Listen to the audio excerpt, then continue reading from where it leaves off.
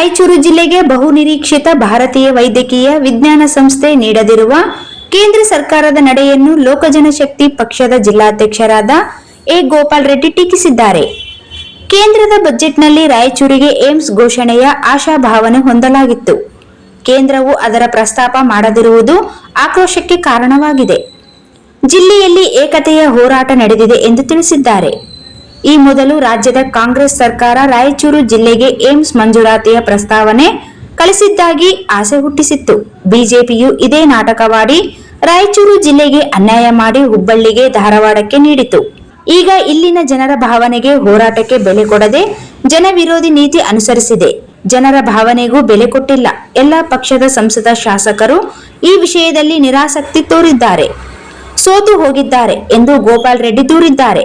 Budget ಹೊರತಾಗಿ ತಕ್ಷಣ ಜಿಲ್ಲೆಗೆ ಏಮ್ಸ್ ಘೋಷಣೆಗೆ ಆಗ್ರಹಿಸಿದ್ದಾರೆ.